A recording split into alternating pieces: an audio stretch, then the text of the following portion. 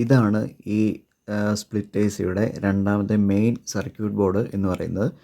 അപ്പോൾ ഇതിൻ്റെ അകത്ത് എന്തൊക്കെ കമ്പോണൻസ് ഉണ്ടെന്ന് നമുക്കൊരു ചെറിയ സർക്യൂട്ട് ഡയഗ്രാം വഴി നമുക്ക് ഒന്ന് ചെക്ക് ചെയ്ത് നോക്കാം.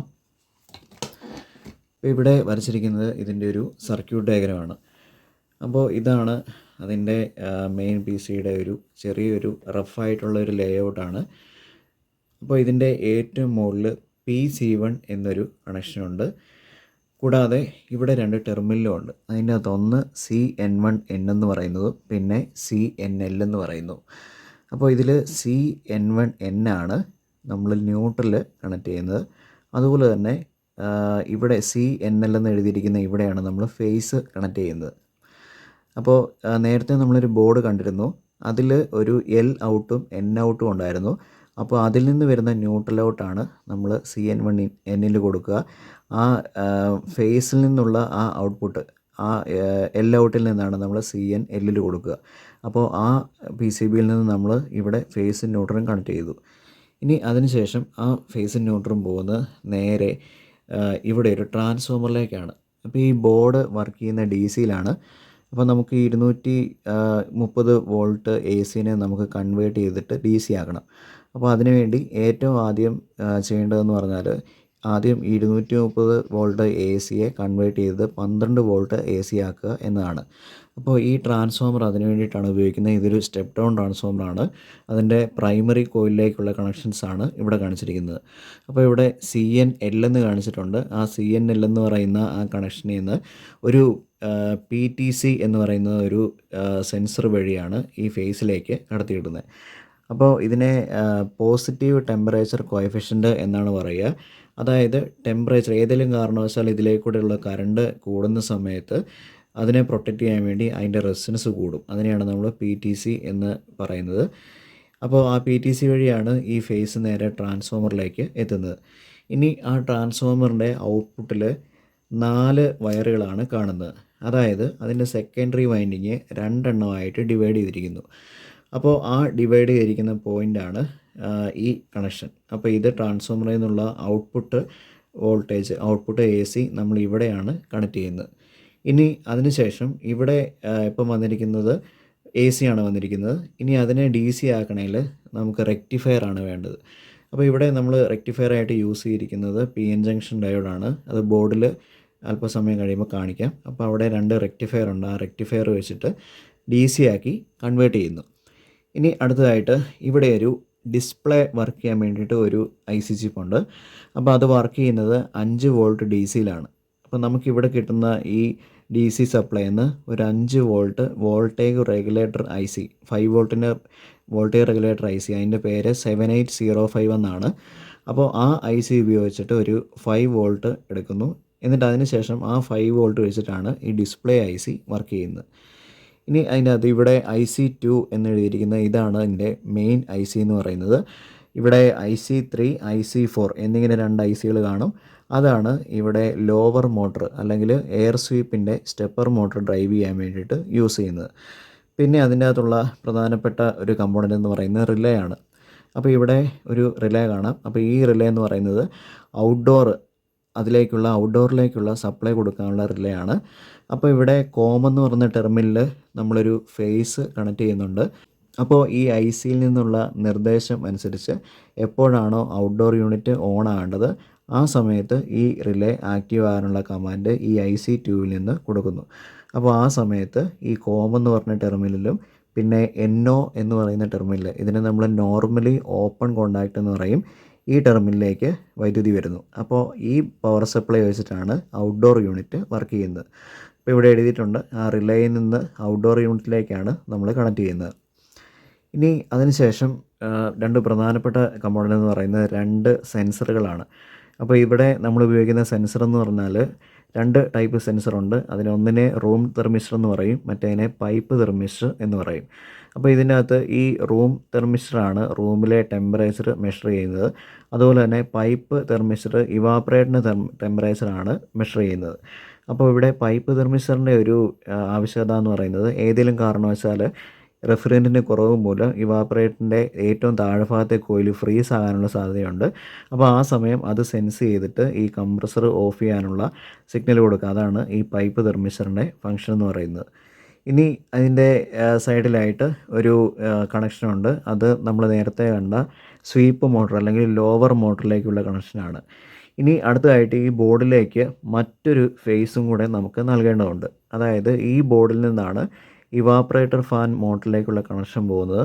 അപ്പോൾ ആ കണക്ഷൻ കൊടുക്കാൻ വേണ്ടിയിട്ട് ഒരു ഫേസും കൂടെ എക്സ്ട്രാ ഫേസും കൂടെ നമ്മളിതിൽ കണക്ട് ചെയ്യേണ്ടി വരും. അപ്പോൾ നേരത്തെ നമ്മൾ ഇവിടെ കണ്ടായിരുന്നു, അതായത് ഇവിടെ CN1ഉം ഒരു CNLഉം ഉണ്ട്. അപ്പോൾ ഇവിടെ നമ്മൾ ന്യൂട്രലും ഇവിടെ ഫേസും കൊടുക്കുന്നതിന് പുറമെ നമ്മൾ ഇവിടെ ഒരു ഫേസും കൂടാതെ ഇവിടെ ഒരു ഫേസും അഡീഷണലായിട്ട് നമ്മൾ കണക്ട് ചെയ്യേണ്ടി വരും. അപ്പോൾ ഇവിടെ ഒരു ട്രയാക്ക് എന്ന് പറയുന്ന ഒരു കമ്പോണൻ്റ് ഉണ്ട്. അപ്പോൾ ഇതാണ് ഫാൻ ബ്ലോവർ മോട്ടോർ ഫാമിലേക്കുള്ള ഒരു കണക്ഷനാണിത്. അപ്പോൾ അതിൻ്റെ ഏറ്റവും ഇടതുഭാഗത്തുള്ള ന്യൂട്രലും നടുക്കുള്ളത് ഫേസും വലതുഭാഗത്തുള്ളത് എർത്തുമാണ്. അപ്പോൾ ഈ ഫേസ് അത് ആക്റ്റീവ് ആകുന്നത് ഈ ട്രയാക്കിൽ വന്നതിന് ശേഷമാണ്. അപ്പോൾ ഇതിൻ്റെ ഫംഗ്ഷൻ എന്താണെന്ന് വെച്ചാൽ ആദ്യം ഫേസ് നമ്മൾ ഇവിടെ ഈ ട്രയാക്ക് എന്ന് പറയുന്ന കമ്പോണൻറ്റിൻ്റെ അടുത്ത് കൊടുക്കുന്നു. അതിനുശേഷം ഈ സപ്ലൈ ട്രയാക്കിൽ വന്ന് നിൽക്കുന്നു. അതിനുശേഷം ഈ ട്രയാക്കിൻ്റെ വർക്കിംഗ് കൺട്രോൾ ചെയ്യുന്നത് ഈ IC2 എന്ന് പറയുന്ന IC ആണ്. എപ്പോഴാണോ ഫാൻ ഓണാകേണ്ട കമാൻഡ് അല്ലെങ്കിൽ ഫാൻ ഓണാകേണ്ട സമയമാകുന്നത് ആ സമയത്ത് ഈ ട്രയാക്കിലേക്ക് ഒരു സിഗ്നൽ കൊടുക്കുന്നു. അപ്പോഴാണ് ട്രയാക്കിൽ നിന്നും ഈ ബ്ലോവർ ഫാനിൻ്റെ ഫേസിലേക്ക് വൈദ്യുതി വരിക.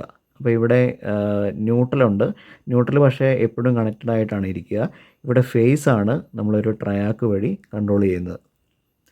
ഇനി അതിൻ്റെ സൈഡിലായിട്ട് ഒരു ക്വിക്ക് സ്റ്റാർട്ടിൻ്റെ ഒരു ബട്ടൺ ഉണ്ടാവും. അപ്പോൾ അത് നമ്മൾ ഔട്ട്ഡോർ യൂണിറ്റ് ഡിലേ ഇല്ലാതെ സ്റ്റാർട്ട് ചെയ്യാൻ വേണ്ടിയിട്ടാണ് ക്വിക്ക് സ്റ്റാർട്ടിൻ്റെ ബട്ടൺ കൊടുത്തിരിക്കുന്നത്. പിന്നെ ഇതിൻ്റെ താഴെ നമ്മൾ നേരത്തെ കണ്ടിരുന്നു ഫാൻ മോട്ടറിൻ്റെ 3 കണക്ഷൻ കണ്ടിരുന്നു. അപ്പോൾ അതുകൂടാതെ ഫാൻ മോട്ടറിലേക്ക് മറ്റൊരു 3 വയറും കൂടെ പോകുന്നുണ്ട്. ഇപ്പോൾ ഫാനിന് 3 സ്പീഡുണ്ട്, ലോ മീഡിയം ഹൈ എന്നിങ്ങനെ 3 സ്പീഡുണ്ട്. ആ 3 സ്പീഡിൻ്റെ 3 കണക്ഷൻസാണ് ഈ കാണിച്ചിരിക്കുന്നത്. ഇനി അടുത്തതായിട്ട് നമുക്കിത് ശരിക്കുള്ള ബോർഡിൽ ആ കണക്ഷൻസ് ഏതൊക്കെയാണെന്ന് നമുക്കൊന്ന് ചെക്ക് ചെയ്ത് നോക്കാം. അപ്പോൾ ഇതാണ് നമ്മൾ നേരത്തെ കണ്ട മെയിൻ സർക്യൂട്ട് ബോർഡ് എന്ന് പറയുന്നത്. അപ്പോൾ ഇതിൽ 2 കണക്ഷൻസ് കാണാം. ഇവിടെ CN1N എന്ന് എഴുതിയിരിക്കുന്നത് ന്യൂട്രൽ ഇൻപുട്ടാണ്. അതുപോലെ തന്നെ CNL1 എന്ന് എഴുതിയിരിക്കുന്നത് ഫേസ് ഇൻപുട്ടാണ്. ഇവിടെയാണ് നമ്മൾ ഫേസും ന്യൂട്രലും കണക്ട് ചെയ്യുന്നത്. ഇനി അതിനുശേഷം ഈ L1 എന്ന് പറയുന്ന പോയിന്റിൽ നിന്ന് നേരെ ഈ പവർ വരുന്ന ഒരു PTC എന്ന് പറയുന്ന ഒരു തെർമിസ്റ്ററിലേക്കാണ്.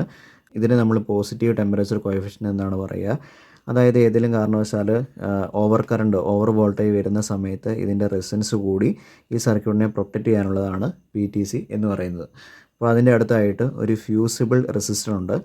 അപ്പോൾ ഇതെന്ന് പറഞ്ഞാൽ ഇതുപോലത്തെ ഹൈ വോൾട്ടേജ് കാരണം തകരാറിലാകാൻ ചാൻസ് ഉള്ള സർക്യൂട്ടുകൾ ഉപയോഗിക്കുന്ന റെസിസ്റ്ററിനെയാണ് നമ്മൾ ഫ്യൂസിബിൾ റെസിസ്റ്റർ എന്ന് പറയുന്നത്.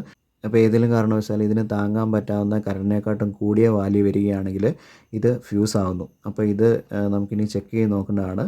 ഇതിനെ നമ്മൾ ഒപ്റ്റോ കപ്ലർ എന്നാണ് പറയുക. അതായത് ഈ ഔട്ട്പുട്ട് വോൾട്ടേജിലുള്ള വേരിയേഷൻസ് മനസ്സിലാക്കാൻ ഫീഡ്ബാക്ക് കൊടുക്കാൻ വേണ്ടിയിട്ടാണ് ഈ ഒപ്റ്റോ കപ്ലർ എന്ന് പറയുന്ന കമ്പോണൻറ്റ് ഉപയോഗിക്കുന്നത്. അപ്പോൾ ഇതാണ് ട്രാൻസ്ഫോമറിൽ നിന്നുള്ള ഔട്ട്പുട്ട് കണക്ട് ചെയ്യേണ്ട സ്ഥലം. അപ്പോൾ ഇവിടെ 4 വയറുള്ള ഒരു കണക്ടറാണ് കൊടുത്തിരിക്കുന്നത്. അപ്പോൾ ട്രാൻസ്ഫോമറിൻ്റെ പ്രൈമറി ഇവിടെയാണ് കൊടുക്കുക. അപ്പോൾ പ്രൈമറിയിൽ നിന്ന് തിരിച്ചു വരുന്ന സെക്കൻഡറി ഇവിടെയാണ് നമ്മൾ കൊടുക്കുക. അപ്പോൾ ഇവിടെ ഒരു 4 ഡയോഡ് കാണാം. ഇത് നമുക്ക് കാണുമ്പോൾ തന്നെ മനസ്സിലാക്കാം ഇതൊരു ബ്രിഡ്ജ് റെക്ടിഫയർ സർക്യൂട്ടാണ്. അതുപോലെ തന്നെ അതിൻ്റെ മുകളിലും ഒരു ബ്രിഡ്ജ് റെക്ടിഫയർ സർക്യൂട്ടുണ്ട്. ഇത് വോൾട്ടേജ് റെഗുലേറ്ററാണ്. നേരത്തെ പറഞ്ഞ പോലെ തന്നെ ഈ വോൾട്ടേജ് റെഗുലേറ്റർ എന്ന് പറയുന്നത് ഇവിടെ 5 വോൾട്ട് വെച്ച് വർക്ക് ചെയ്യുന്ന ICകളുണ്ട്. അപ്പോൾ അത് വർക്ക് ചെയ്യാൻ വേണ്ടിയിട്ടാണ് ഈ വോൾട്ടേജ് റെഗുലേറ്റർ ഉപയോഗിക്കുന്നത്. ഇതിൻ്റെ പേര് 7805 കോൺസ്റ്റൻറ്റ് വോൾട്ടേജ് റെഗുലേറ്റർ എന്നാണ്. ഇനി അടുത്തതായിട്ട് ഇവിടെ ഒരു കണക്ഷനുണ്ട്. ഇതാണ് നമ്മൾ ഡിസ്പ്ലേയിലേക്ക് കണക്ട് ചെയ്യുന്നത്. അപ്പോൾ ഇപ്പോൾ നമ്മൾ ഡിസ്പ്ലേ ഊരി മാറ്റി വെച്ചിരിക്കുകയാണ്. അപ്പോൾ അതിന് ഇതുപോലെ തന്നെ ഒരു കണക്ടറുണ്ട്. ആ കണക്ടർ കണക്ട് ചെയ്യാൻ മതിയാവും. അപ്പോൾ ആ ഡിസ്പ്ലേയിൽ തന്നെ റിമോട്ടിൻ്റെ സെൻസറിനുള്ള ഫംഗ്ഷനും ഉണ്ട്. ഇനി അടുത്തതായിട്ട് ഇതിൽ മെയിൻ ഫംഗ്ഷൻ എന്ന് പറയുന്നത് മെയിൻ പ്രോഗ്രാം ചെയ്തിരിക്കുന്ന IC ഇതാണ്. ഈ 2 ICകൾ ഉപയോഗിച്ചിട്ടാണ് നമ്മൾ നേരത്തെ പറഞ്ഞ സ്റ്റെപ്പർ മോട്ടർ, ബ്ലോവറിൻ്റെ മോട്ടർ നമ്മൾ റൺ ചെയ്യുന്നത് ഈ 2 IC വെച്ചിട്ടാണ്. അപ്പോൾ ഇതാണ് മെയിൻ റിലേ എന്ന് പറയുന്നത്. ഇവിടെ ഒരു കോമൺ പോയിൻ്റ് കാണും, ഇവിടെ ഒരു NO കോണ്ടാക്റ്റ് കാണും. ഈ കോമൺ പോയിൻറ്റിൽ നമ്മളൊരു ഫേസ് കൊടുക്കുന്നു. ഈ NO കോണ്ടാക്റ്റിൽ നിന്നാണ് ഔട്ട്ഡോറിലേക്കുള്ള സപ്ലൈ പോകുന്നത്. പിന്നെ ഈ കമ്പൗണ്ടിനെ നമ്മൾ പറയുന്നത് ട്രയാക്ക് എന്നാണ് പറയുന്നത്. അപ്പോൾ ഈ ട്രയാക്കിൻ്റെ ഫംഗ്ഷൻ എന്ന് പറയുന്നത് ഇവിടെ നമ്മളൊരു ഫേസ് കൊടുക്കുന്നുണ്ട്. അപ്പോൾ ആ ഫേസ് നേരെ ഫാൻ മോട്ടറിലേക്ക് എത്തിക്കുക. അതാണ് ട്രയാക്കിൻ്റെ ഫംഗ്ഷൻ എന്ന് പറയുന്നത്. ഈ ട്രയാക്കിനെ കൺട്രോൾ ചെയ്യുന്നത് ഈ മെയിൻ ഐ സി ആണ്. ഈ മെയിൻ ഐ സിയിൽ നിന്നുള്ള ഔട്ട്പുട്ട് കമാൻഡ് അനുസരിച്ചിട്ടാണ് ഈ ട്രയാക്ക് വർക്ക് ചെയ്യുന്നത്. ആ സമയത്ത് ഈ ഫേസ് ഫാനിലേക്ക് എത്തുകയും അങ്ങനെ ഫാൻ ആദ്യം റൊട്ടേറ്റ് ചെയ്യുകയും ചെയ്യുന്നു. അങ്ങനെയാണ് ഇത് വർക്ക് ചെയ്യുന്നത്. അപ്പോൾ അവിടെ ഇലക്ട്രോമാഗ്നറ്റിക് ഇൻ്റർഫറൻസിനെ അവിടെ ഫിൽട്ടർ ചെയ്യാൻ വേണ്ടിയിട്ട് ഒരു സേഫ്റ്റി കപ്പാസിറ്റർ വെച്ചിട്ടുണ്ട്. അപ്പോൾ ഇതിനെ നമ്മൾ ടൊറോയിഡ് എന്ന് പറയും. ഇതും വോൾട്ടേജ് വേരിയേഷൻസ് കുറയ്ക്കാൻ വേണ്ടിയിട്ട് ഉള്ളതാണ്. അപ്പോൾ നേരത്തെ പറഞ്ഞ പോലെ തന്നെ ഇതിൻ്റെ സൈഡിൽ 2 തെർമിസ്റ്റർ കണക്ട് ചെയ്യാനുള്ള ഓപ്ഷനുണ്ട്. ഇത് റൂം ടെമ്പറേച്ചർ തെർമിസ്റ്ററാണ്. ഇത് പൈപ്പ് തെർമിസ്റ്ററാണ്. ആ 2 തെർമിസ്റ്ററിൻ്റെ കണക്ഷൻസാണ് ഇത്. പിന്നെ ഇവിടെ ഒരു ക്വിക്ക് സ്റ്റാർട്ട് എന്ന് പറയുന്ന ബട്ടൺ ഉണ്ട്. ഇതിൽ പ്രസ് ചെയ്ത് കഴിഞ്ഞാൽ എ സി ഓണായി ഡിലേ ടൈം ഇല്ലാതെ തന്നെ നമുക്കത് സ്റ്റാർട്ട് ചെയ്യാൻ സാധിക്കും. പിന്നെ ഈ 3 വയറെന്ന് പറയുന്നത് നേരത്തെ പറഞ്ഞു ഫാനിലേക്കുള്ള രണ്ടാമത്തെ സെറ്റ് വയറുകളാണ്. അപ്പോൾ ആ ഫാനിന് 3 സ്പീഡുകളാണുള്ളത്. ലോ, മീഡിയം, ഹൈ അങ്ങനെ 3 സ്പീഡുകളാണുള്ളത്. ആ 3 സ്പീഡുകൾക്കുള്ള വയറുകളാണ് ഇത്. പിന്നെ അതിൽ നമ്മൾ നേരത്തെ കാണാത്ത ഒരു കമ്പോണൻ്റ് എന്ന് പറയുന്നത് ഒരു ബസറാണ്. ഇതാണ് നമ്മൾ യൂണിറ്റ് ഓൺ ആക്കുമ്പോൾ ഒരു സൗണ്ട് കേൾക്കുന്നതിൻ്റെ കാരണം. അടുത്തതായിട്ട് നമുക്കിത് ഒന്ന് ചെക്ക് ചെയ്ത് നോക്കാം. അപ്പോൾ നേരത്തെ പറഞ്ഞു മുൻപ് കണ്ട പി സി ബിയിൽ ഒരു ഇതുപോലെ തന്നെ ഒരു തകരാറുള്ളതുകൊണ്ടാണ് അവിടെ ആ കോമൺ മോഡ് ഫിൽറ്റർ എന്ന് പറയുന്ന കമ്പൗണ്ട് കത്തിപ്പോയത്. പക്ഷേ ഇവിടെ മറ്റൊരു തകരാറാണ്. അതായത് ഈ ട്രയാക്കിൻ്റെ നടുഭാഗത്തെ ലെഗ് ഒടിഞ്ഞു പോയി. അപ്പോൾ അങ്ങനെ ഒടിഞ്ഞ് പോയി കഴിഞ്ഞ സമയത്ത് ഇവിടെ ചില കമ്പൗണ്ട്സിന് തകരാറ് പറ്റിയിട്ടുണ്ട്.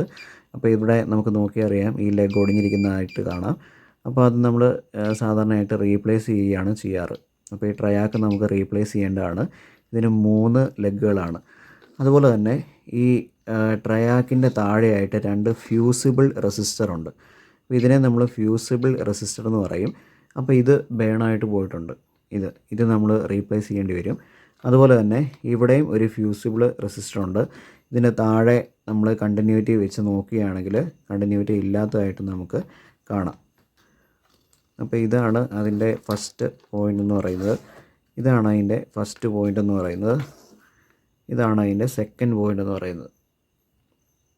ഇപ്പോൾ ഇവിടെ കണക്ട് ചെയ്ത് നോക്കുമ്പോൾ ഇവിടെ കണ്ടിന്യൂറ്റി കാണിക്കുന്നില്ല. അപ്പോൾ ആ ഫ്യൂസിബിൾ റെസിസ്റ്റർ പോയതാണ്. അപ്പം നമുക്ക് ആ റെസിസ്റ്ററും മാറി വെക്കേണ്ടി വരും. അപ്പോൾ ഇവിടെ 2 റെസിസ്റ്ററും മാറി വെക്കേണ്ടി വരും. പിന്നെ അതിന് അടുത്തുള്ള ഒരു കമ്പോണൻ്റ് എന്ന് പറയുന്നത് ഒരു ഒപ്റ്റോ കപ്ലറാണ്. ഇതെന്ന് പറഞ്ഞാൽ ഫീഡ്ബാക്കിന് വേണ്ടിയിട്ടുള്ള ഒരു കമ്പോണൻ്റാണ്. അപ്പോൾ ഇതിൻ്റെ ഇവിടെയും ചെറിയൊരു കരിഞ്ഞ പാടുണ്ട്. അപ്പോൾ ഇതും നമുക്ക് ചേഞ്ച് ചെയ്യേണ്ടി വരും.